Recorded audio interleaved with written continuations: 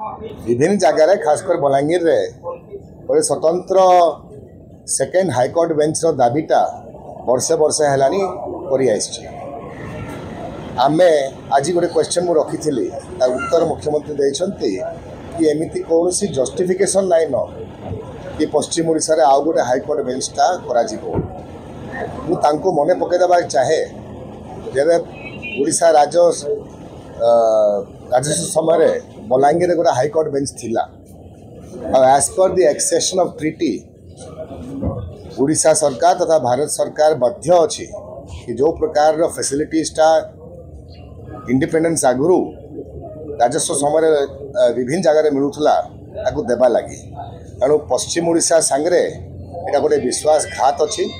UP भाया state रे तीन high court बेंचटा अच्छी तेणु ओडिशा रे पश्चिम ओडिशा रे सेकेंड हाईकोर्ट बेंच करने लगी कौन सी बाधा नाइन यदि सरकार रो मत थाई था मु आउ थे अनुरोध करी आमर मुख्यमंत्री को सरकार ओडिशा सरकार को बीजेपी सरकार को कि से स्वतंत्र भाव में पश्चिम ओडिशा रे ता भितर बलांगीर रे गोटे हाईकोर्ट बेंच करने लगी उद्यम करंतु आम दल तथा व्यक्तिगत रूप में मुई तांको पूरा पूरी सहयोग करने लगी प्रस्तुत अच्छे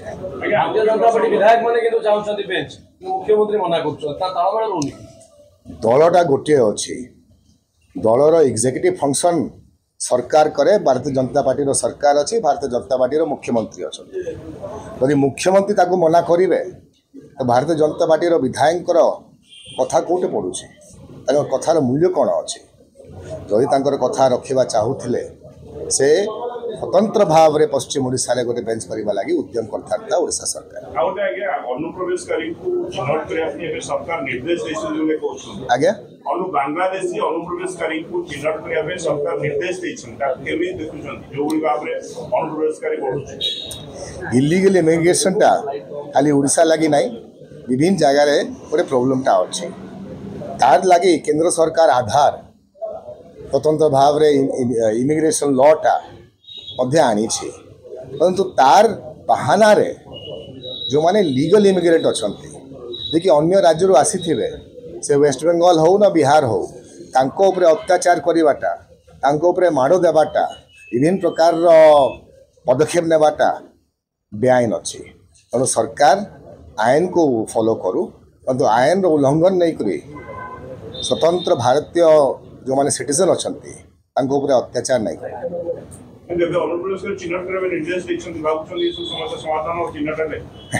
देखो इलीगल इमिग्रेशन